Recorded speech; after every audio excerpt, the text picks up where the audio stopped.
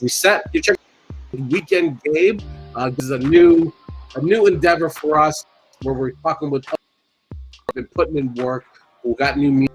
Kind of like the Shade 45 or Rock the Bell. You know, like you have people who've been in the game for a while who are doing music, and sometimes today's commercial format and interview doesn't fit into what their demographic is.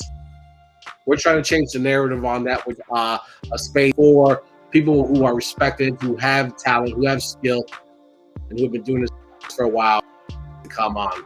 So I'm going to welcome Fitzpatrick, formerly known as the Star for Chicago residents who follow the blog era. It is a pleasure to introduce him to the show. Good morning, sir. It is still morning. So how are you? Good morning. How are you, Gabe? Pleasure to be here. Sorry again. My background is not sexy, so it is the least sexiest thing, and I can't sit by the door because my roommate might be coming in at any given time. But other than that, I'm good. How are you? I'm good, man. It's today's a very somber day. You are obviously in the epicenter of the terrorist attacks from 20 years ago. We were talking a little bit off love before we started, so you're walking around, but could you sense in the last couple of days of what the feeling and vibe of the city is, sort of leading up to this anniversary? Well, I mean, I've been here the last couple of years, so it was a little bit more impactful last year, with COVID.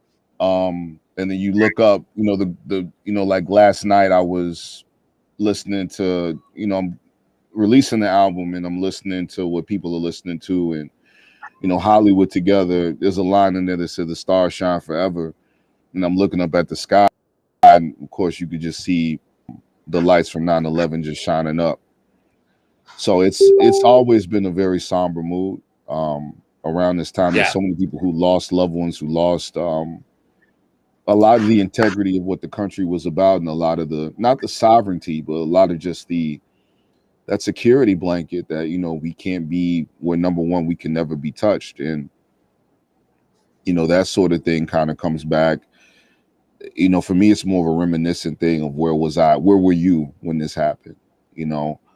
I'll tell you something interesting.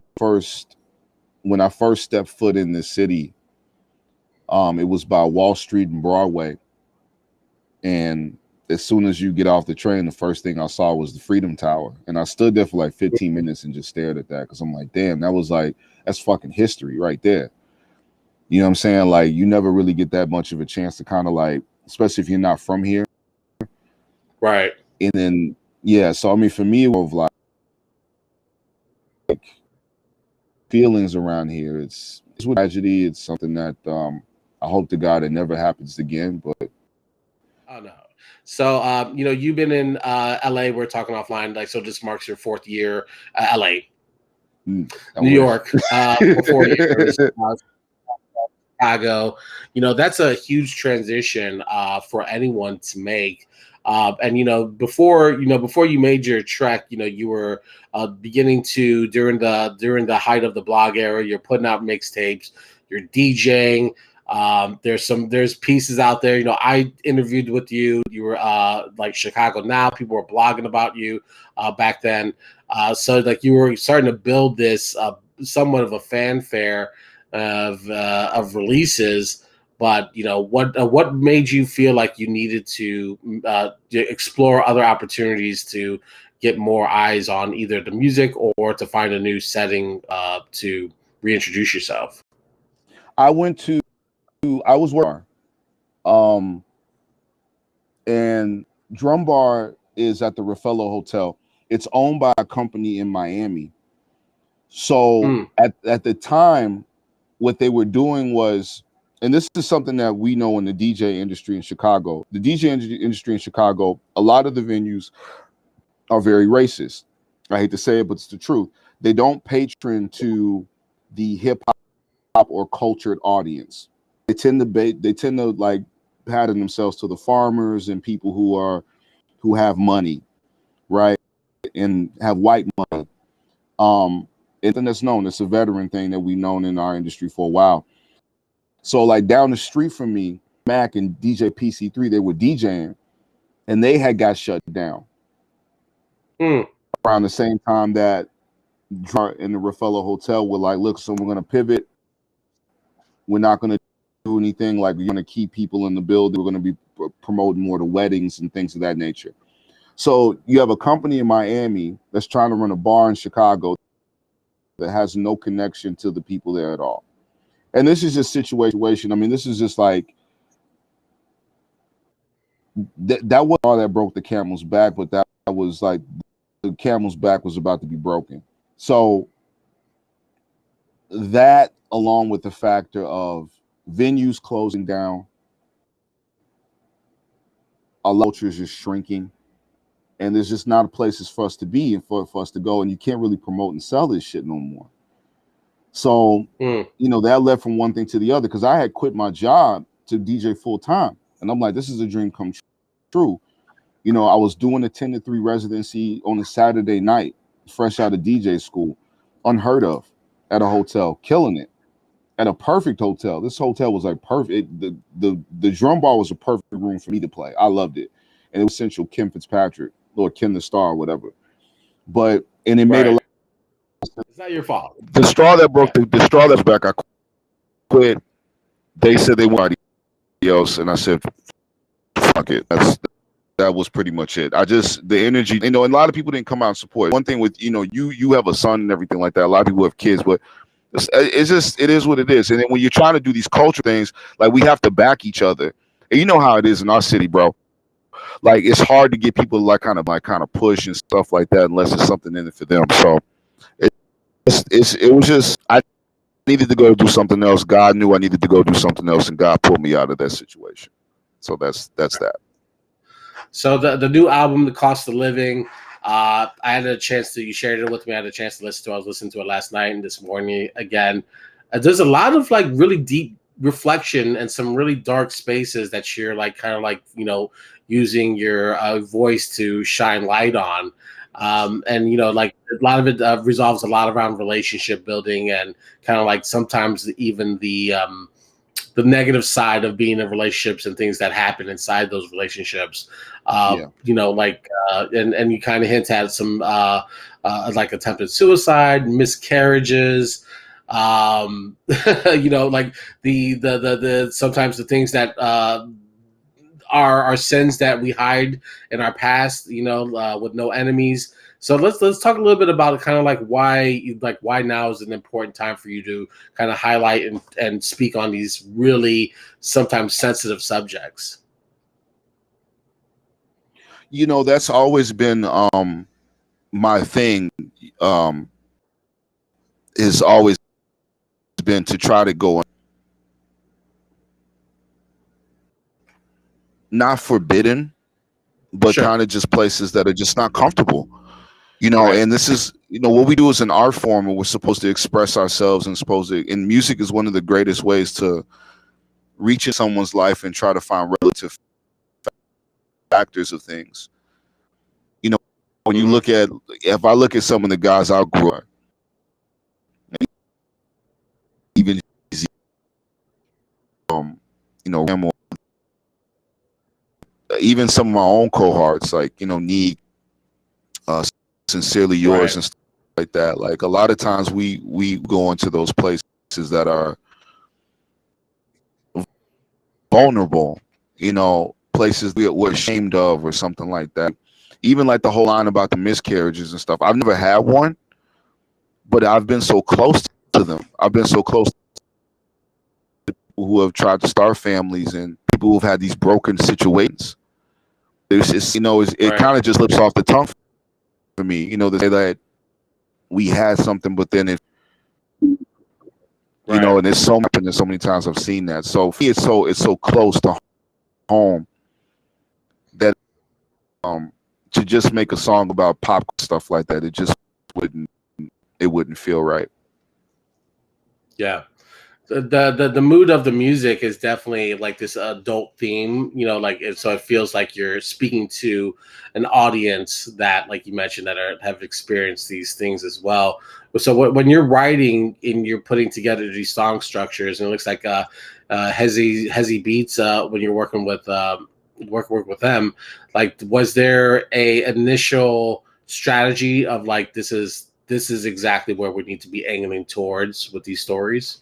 Me and Dejan, we started. We he got me into music. We've had always had a great relationship with each other. He's always known who I am and how I come at Yeah. stuff. So we really sit and strategize. It was more of listen to this and tell me what you think. So if I hear something that touches me, that's kind of how I go for it. So I didn't really even know like I was gonna even write the words I did.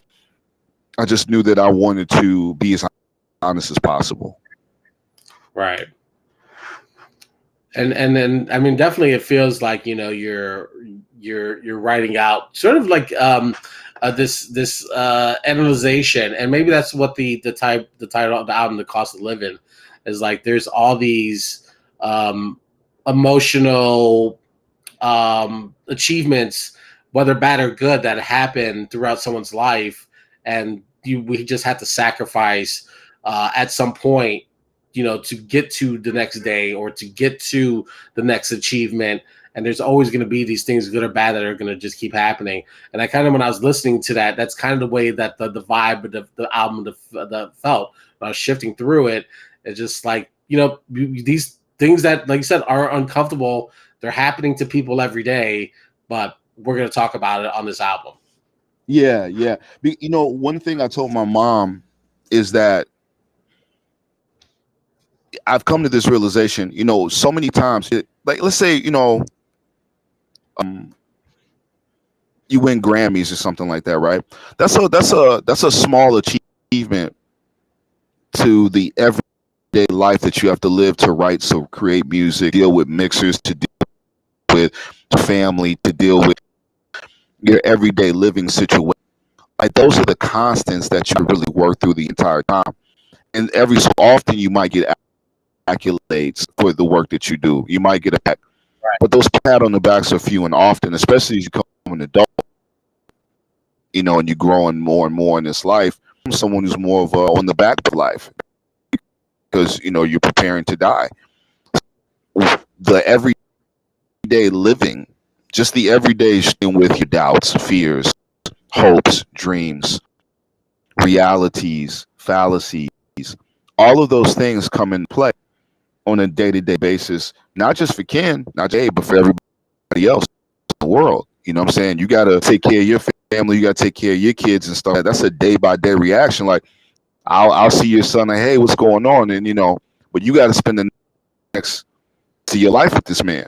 You know what I'm saying? And you're growing this person and putting things in his mind and in his heart and in his spirit, and watching him grow and develop and make his own decisions. And then you got to help when you can, and sometimes you got to put your hands back and let him fall and let him make his decisions and stuff like that. So it's one of those, like, it's a day by day thing that all these little aspects, they add up into what a life is and what a life is comprised of.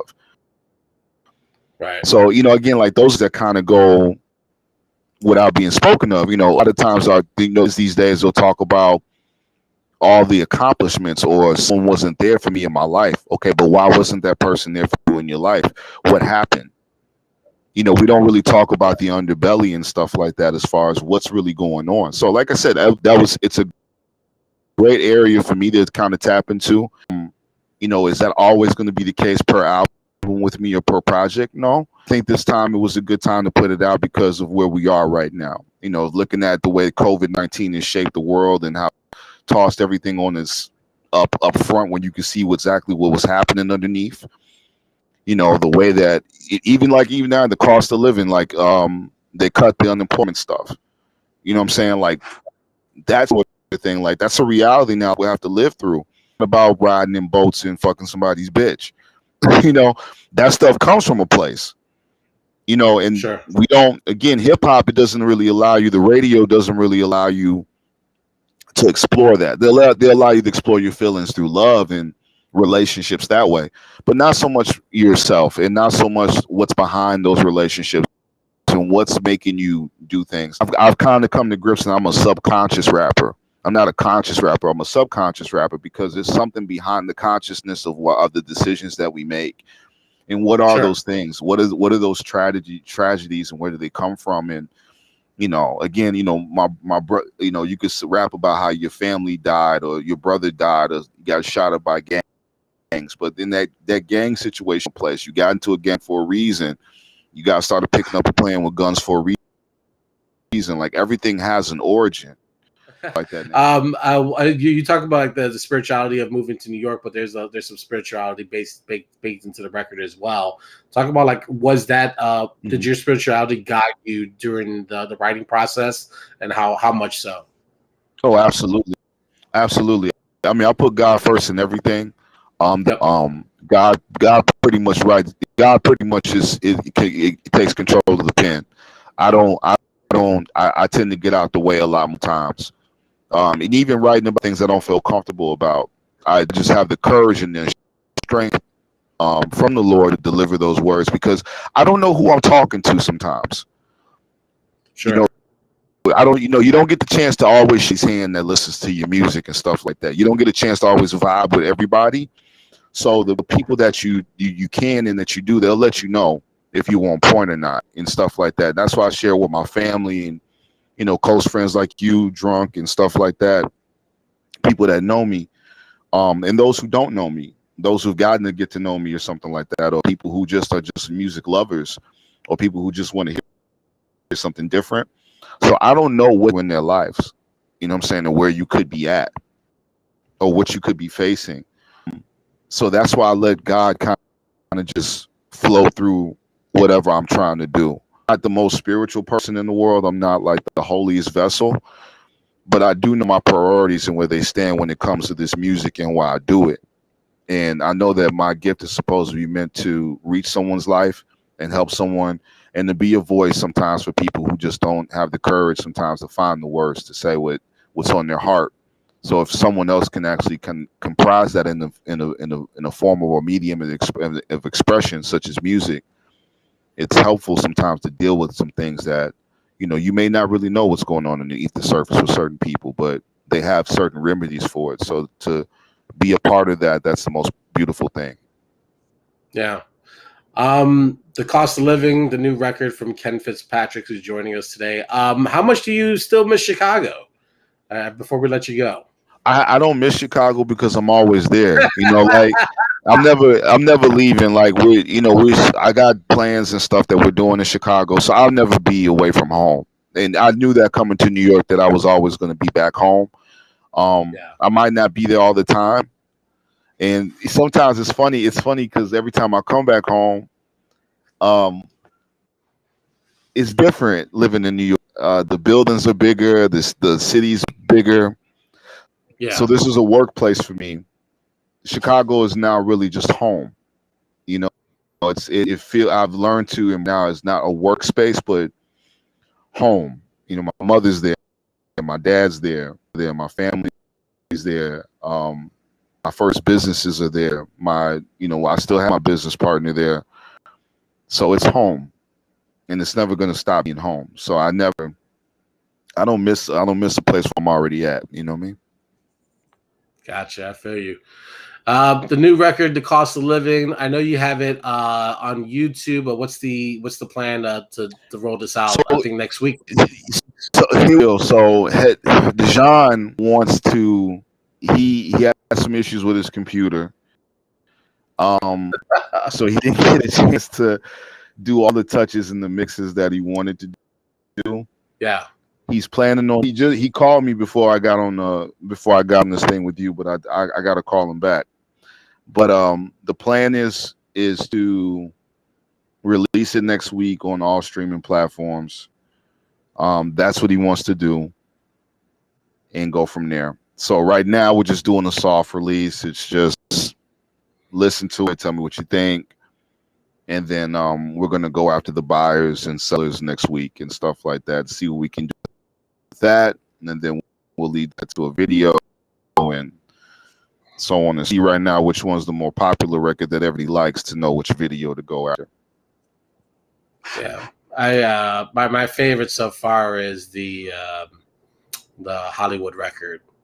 Everyone likes that Hollywood record, bro. That Hollywood record Yeah, is yeah, it's a little bit of it's in between a lot of the energies that's on there. So yeah, it's kind of definitely. yeah, it's one of those in between records and stuff like that. It's not as sad as Broken Rubbers or No Enemies, and it's not as much as a punch in the face, and definitely not as much as aggressive as the other two records. Howling of Hell and Turnovers. So Hollywood, we should have went to Hollywood together. It's kind of like a nice blend of everything. Yeah, it's And definitely kind of. I produced that. I co-produced that record too. Oh, nice. Yeah, it's definitely kind of like a nice change shift in like the production mood. So it's like kind of feels like Yeah. you just like moving it. I don't know how to explain it, but it just feels like there's something like happening in the record when that record comes on. So I don't know if how you guys are going to sequence the record or if that's the final what we have on YouTube. But either way, No. He's like I said. That's just like I've had that mix for months now. Like that's the one I sent you in Drunk and everything like that. So like I've had that mix for months, but like I was sitting around waiting to see what him to do. He was going to run it through all this stuff. He's going to run it through these filters and blah blah blah. And we're going to do this and do that. So now he's finally starting to get to it now, like the day of the release and stuff like that. But it is what it is.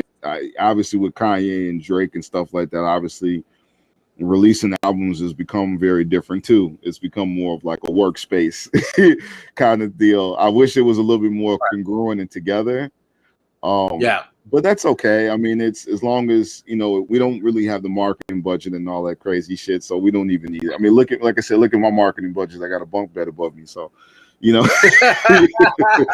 not like a resort to Fiji, out some place or something like that, or like in some exotic place here in New York to show you some beautiful backdrops of the city and stuff. So it's okay as long as the main thing is that people get a chance to hear it and listen and stream it on their own time. Fantastic. Well, definitely keep an eye out, everyone who's watching. The Cost of Living from Ken Fitzpatrick is a great return. It's a real record. It's an adult contemporary record. So there's a lot of feels to it, but a lot of honesty, and that's all we can hope for. So, Ken, thank you so much for giving us your time, telling us your story, sharing the record with us. We wish you the best of success. Touch base when you get back in the crib. Yes, thank you so much, sir. Got you. All right, Ken Fitzpatrick. Tell people where they can follow you on these socials. Right now, either just Instagram, Ken W Fitzpatrick, KenWFitz Patrick, KenFitzpatrick.net. You can find me, or Ken W Fitz on YouTube.